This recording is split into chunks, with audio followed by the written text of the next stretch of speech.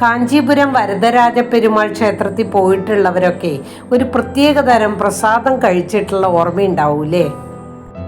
ഇനി ഓർമ്മയില്ലെങ്കിൽ പറയാട്ടോ, പ്രത്യേക തരം ഒരു ഇഡ്ഡലിയാണ്. ആ ഇഡ്ഡലി നമുക്ക് വീട്ടിലൊന്ന് ഉണ്ടാക്കി നോക്കിയാലോ?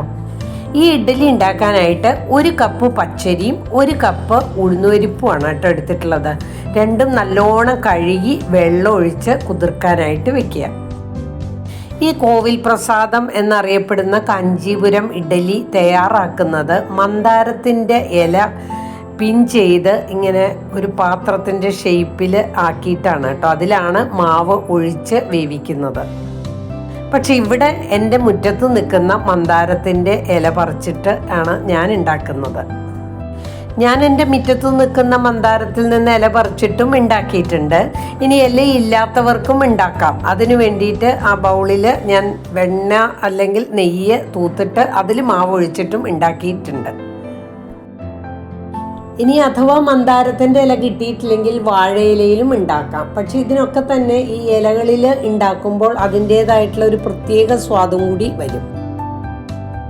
ഒരു 4-5 മണിക്കൂർ കുതിർന്ന പച്ചരിയും ഉഴുന്നും നമുക്ക് അരച്ചെടുക്കാം. അത് അരയ്ക്കുമ്പോൾ വളരെ ശ്രദ്ധിക്കേണ്ടത്, വളരെ കുറച്ച് വെള്ളം ഒഴിച്ച് കുറച്ച് വെള്ളം ഒഴിച്ചിട്ട് വേണം അരച്ചെടുക്കാൻ. അത് തരിയായിട്ട്, അത് റവ പരുവത്തിലാണ് ഇത് അരച്ചെടുക്കുക. നല്ലോണം അരയണ്ട. അതാണ് അരിയും ഉഴുന്നും അരയ്ക്കുമ്പോൾ ശ്രദ്ധിക്കേണ്ടത്. പിന്നെ കോവിൽ പ്രസാദം എന്ന് പറയുന്ന ആ ഇഡ്ഡലി ഉണ്ടാക്കുന്നത് അവർ ഫെർമെൻറ്റ് ചെയ്യുന്നില്ല. നമ്മൾ ഇതൊന്നും ഒരു ടേസ്റ്റിന് വേണ്ടിയിട്ട് ഒരു 8 മണിക്കൂർ നമ്മൾ സാധാരണ ഇഡ്ഡലി ഉണ്ടാക്കണ പോലെ ഒന്ന് ഫെർമെൻറ്റ് ചെയ്യുന്നുണ്ട്. അവർ അരച്ച ഉടനെ തന്നെ ഉണ്ടാക്കുകയാണ്. ഞാൻ വ്യത്യാസങ്ങൾ പറഞ്ഞു എന്ന് മാത്രം. ഇനി നമുക്ക് അരിയും ഉഴുന്നും വെവ്വേറെ വളരെ കുറച്ച് മാത്രം വെള്ളം ഒഴിച്ച് അരച്ചെടുത്തതിന് ശേഷം കുറച്ച് പരിപാടിയും കൂടി ഉണ്ട് കേട്ടോ. അത് നമുക്ക് കാണാം എന്താണെന്ന്. നോക്കൂ, അധികം കട്ടിയില്ലാണ്ട് നമ്മൾ അരച്ചെടുത്ത മാവ് ഒരു 8 മണിക്കൂറോളം നമ്മൾ ഫെർമെൻറ്റ് ചെയ്യാൻ വേണ്ടി വെച്ചു കേട്ടോ. പിന്നെ ഈ മാവിലേക്ക് ആവശ്യത്തിന് ഉപ്പും ചേർത്തിട്ട് നല്ലോണം കൈകൊണ്ട് തന്നെ ഇളക്കി ചേർക്കുക കേട്ടോ. പിന്നെ 1 ടേബിൾ സ്പൂൺ തൈര് ചേർത്ത് അതും നല്ലോണം കൈകൊണ്ട് ഇളക്കി ചേർക്കുക. എന്തിനാണ് തൈര് ചേർക്കണേന്ന് വെച്ചാൽ നല്ല സോഫ്റ്റ് ആയിട്ടുള്ള ഇഡ്ഡലി കിട്ടും കേട്ടോ. അതിന് വേണ്ടിയിട്ടാണ്. ഇനി ഈ മാവിൻ്റെ അടുത്തായിട്ട് ഞാൻ കുറച്ച് സാധനങ്ങളൊക്കെ എടുത്തു വെച്ചിട്ടുണ്ട്. അതെന്തൊക്കെയാണെന്ന് നോക്കാം കേട്ടോ. ഒരു ചെറിയ ബൗളിൽ കാഷ്യൂനട്ട് 2 കഷ്ണങ്ങളാക്കി മുറിച്ചതുണ്ട്. പിന്നെ ഒരു ചെറിയ പീസ് ഇഞ്ചി പൊടിയായിട്ട് അരിഞ്ഞതുണ്ട്. പിന്നെ 1 ടേബിൾ സ്പൂൺ ജീരകം, പിന്നെ 1 ടീസ്പൂൺ കായത്തിൻ്റെ പൊടി, 1 ടീസ്പൂൺ കടുക്, പിന്നെ 1 ടേബിൾ സ്പൂൺ കുരുമുളക് ക്രഷ് ചെയ്തത്.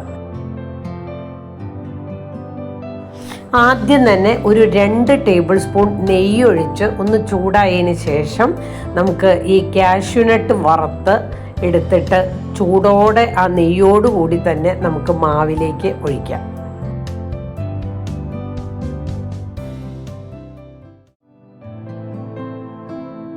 അടുത്തായിട്ട് നമുക്ക് കടുക് താളിച്ചിടണം. അതിനായിട്ട് ഒരു 2 ടേബിൾ സ്പൂൺ വെളിച്ചെണ്ണ ഒഴിച്ചിട്ട് ആദ്യം തന്നെ കടുക് ഒന്ന് പൊട്ടിക്കുക. കടുക് ഒരുവിധം പൊട്ടിക്കഴിയുമ്പോഴേക്കും നമുക്ക് കുരുമുളക് ചേർക്കണം. പിന്നെ ജീരകം ചേർക്കണം. അതും ഒന്ന് പൊട്ടിക്കഴിയുമ്പോഴേക്കും നമുക്ക് ഇഞ്ചി ചെറുതായിട്ട് അരിഞ്ഞത് ചേർത്ത് വഴറ്റാം. അതിനുശേഷം നമുക്ക് കായത്തിൻ്റെ പൗഡറും ചേർത്ത് പിന്നെ കറിവേപ്പിലയും ഇട്ട് നല്ലോണം മൂപ്പിച്ചതിന് ശേഷം ആ മാവിലേക്ക് തന്നെ ഇതെല്ലാം ചേർക്കാം.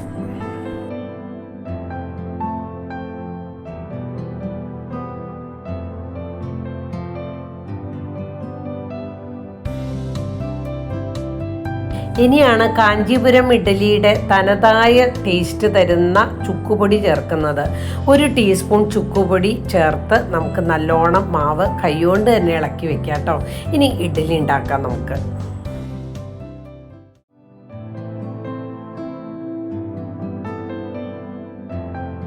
ഇവിടെ ഞാൻ 2 രീതിയിലും ഇഡ്ഡലി ഉണ്ടാക്കി കാണിക്കുന്നുണ്ട് കേട്ടോ. മന്ദാരത്തിൻ്റെ ഇല വെച്ചിട്ടും പിന്നെ ആ ഇല ഇല്ലാണ്ടും ഞാൻ ഇഡ്ഡലി ഉണ്ടാക്കുന്നുണ്ട്. ആദ്യം തന്നെ ഈ പാത്രങ്ങളിൽ നമുക്ക് നെയ്യോ വെണ്ണയോ തൂക്കാം, എന്നാൽ പെട്ടെന്ന് എടുക്കാൻ കിട്ടും കേട്ടോ.